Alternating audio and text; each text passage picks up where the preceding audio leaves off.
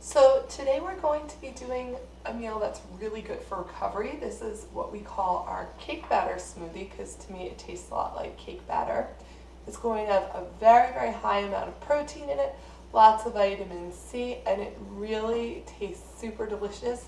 So this is great, especially like an hour and a half to 2 hours after you've done a hard workout. It's really, really great for recovery.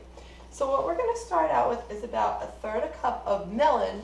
Now you can use cantaloupe, you can use honeydew. I have about 2 chunks of each in here because the melon really gives it that distinct like cake batter flavor when you give it a shot. This is going to make about 1 serving. So you can just double this recipe if you want to make it for more people. I'm using about half a frozen banana. So for those of you that don't make a lot of smoothies, it's really easy to keep frozen bananas on hand just when they get really ripe. Stick them in the freezer in a plastic bag and then you can use as much or as little as you like. Next we are using some diced mangoes. And these are an awesome source of vitamins A and C. And they are, if you've never used them before, they're very, very sweet. So they really make anything that tastes a little bland, they really make it pop. So we are going to use about 1/3 cup of mangoes.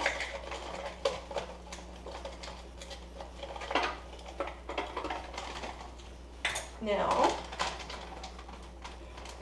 we're going to go with about 1/3 cup of raw cashews. Now, I would be sure that you're getting raw cashews because if you're getting cooked or especially salted cashews, it's not going to have like that nice sweet flavor. And this way, we are getting a really, really nice like creamy texture. Plus, if you want this to come out frosty, if you want it to come out more like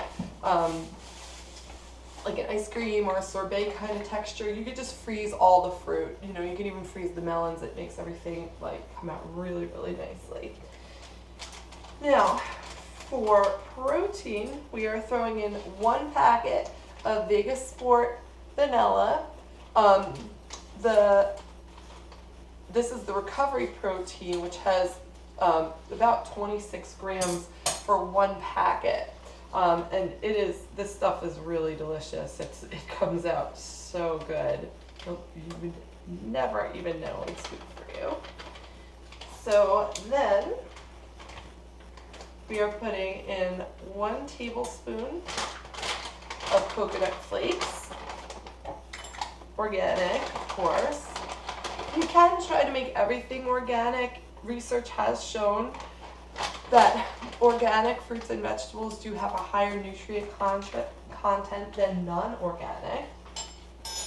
And then we're going to do 1 teaspoon of tahini, which you could probably do without if you want. But I kind of like it. It gives it a little bit of a tiny bit of bitterness, and it definitely adds to the creaminess.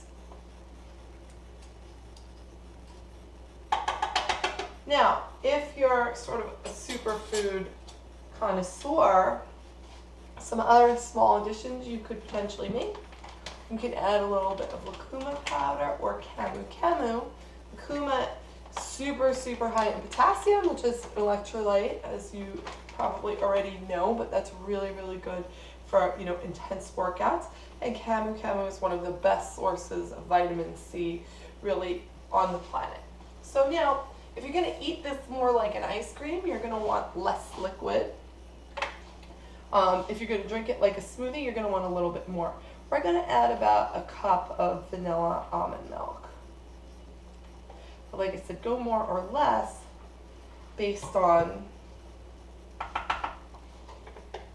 if you're going to drink it or if you're going to spoon it. And then we're going to blend all this up.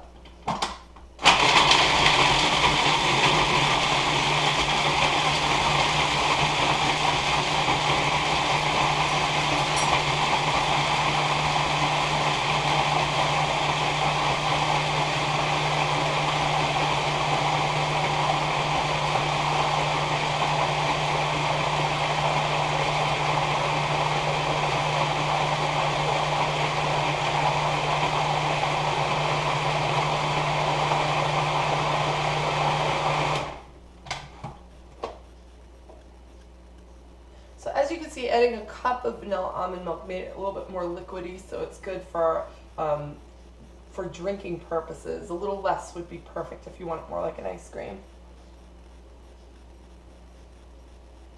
And that comes out awesome. That really does taste like cake batter to me.